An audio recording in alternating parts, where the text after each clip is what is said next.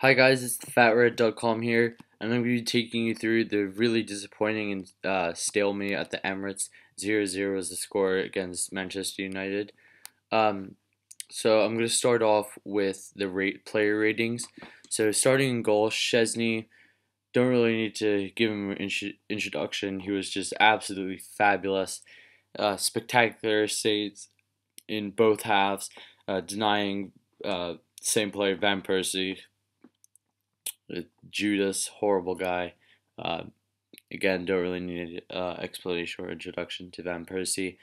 He was really faultless today. Didn't make any mistakes, and he'll really look to strive on after this brilliant performance. So starting off with the defense, I gave everyone an 8 besides Sanya because I thought that Sanya was skinned too often by Patrice Evra, who really did get the better of him as I said, too often, too many times. Gibbs is really good to see Gibbs back in the Arsenal shirt after Monreal took over his place, which is really under question. I don't know why he took his place. Um, and then Koscielny and Murdersacker were again put in another clean sheet, another really solid performance center back. Uh, Murdersacker really, dominated Van Persie. Another striker in his pocket, I guess. So moving on to the midfield and starting off with Mikel Arteta, his game was really has been off the pitch, off par recently. Um, his from the start of the match, he was just really nervous. I think the nerves got the better of him, giving away a straight almost dribble or pass. I don't know what it was to Van Persie, who almost capitalized on Arsenal and scored and would have scored the opening goal and boosted Man United's hopes. But thanks to Szczesny, that did not happen. I think the next match, I hope and I think that Wenger will choose Flamini, the returning Flamini, after his two-footed tackle on Morgan Schneiderlin, uh, in the defensive midfield role and the anchoring role against Liverpool, who uh, who need dealing with Coutinho, Gerrard, Suarez. I think that Flamini will be really effective against them. Jack Wilshere came up against a like-to-like Tom Cleverley, although Tom Cleverley is, let's just say, not as good and not made of the same material as Jack Wilshere.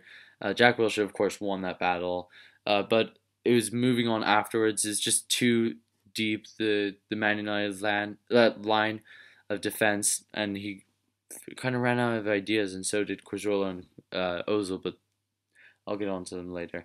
So with Rosicky was kind of all over the place. He wasn't really on the right side. Those three, as expected, as I've said before, they kind of rotate. They don't really stay in those positions.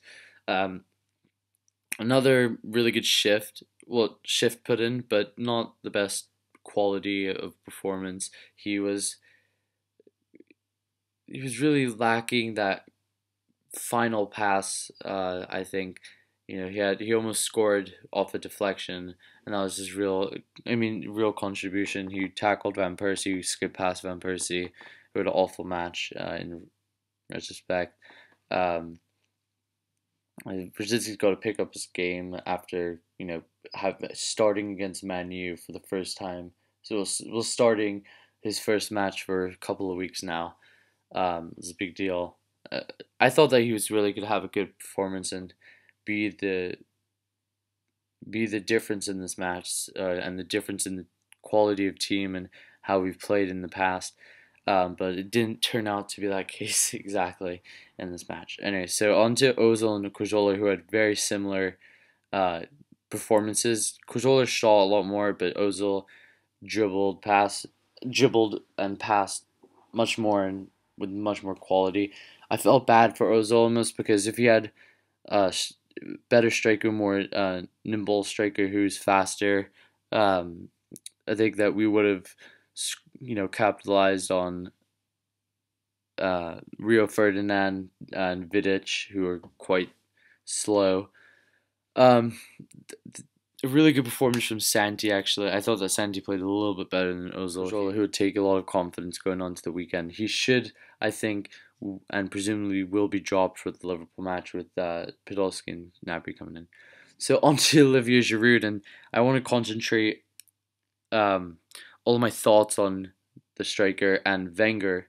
Wenger, of course, as we know, signed Kim Kallström, who's who's been out for who's going to be out for 6 weeks, returning in March, and he's a defensive midfield player, or center midfield player. Um, didn't sign any backup striker. Yaya Sanogo returned. Of course, we have Lord Bendler on the bench as well.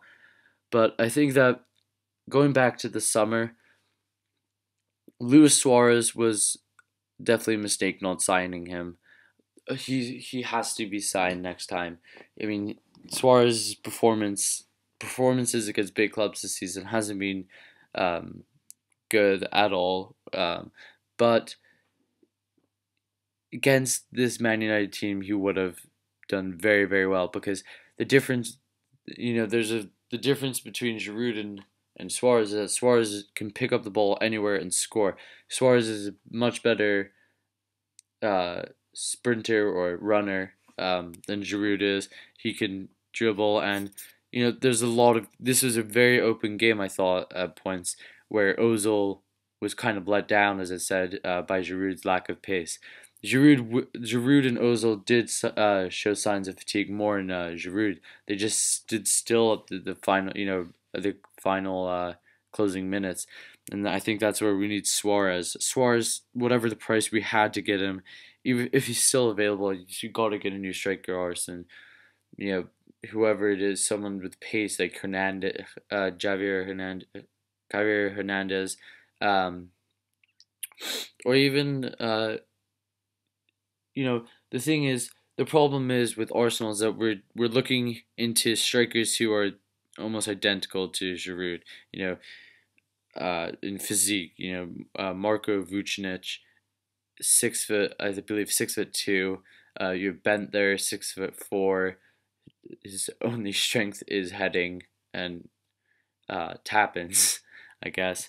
And Yaya Sanogo is 6'2".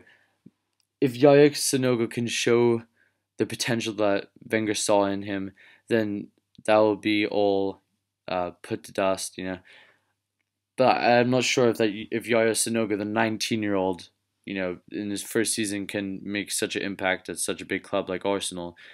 That's where I think we missed signing a world class striker, not even a world class striker, but a striker who's different than Giroud and can change the game.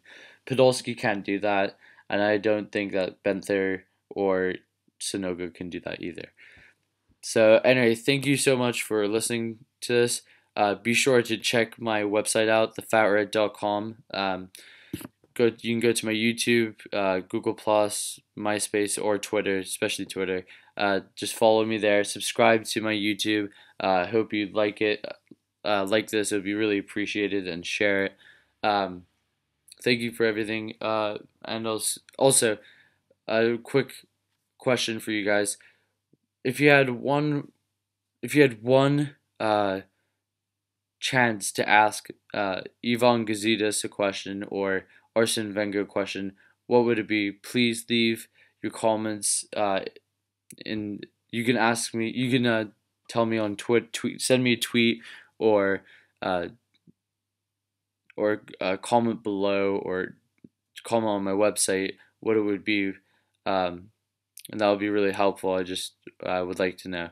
Anyway, thank you very much for this, and I hope that you enjoy. Thanks. Come on, you goodness.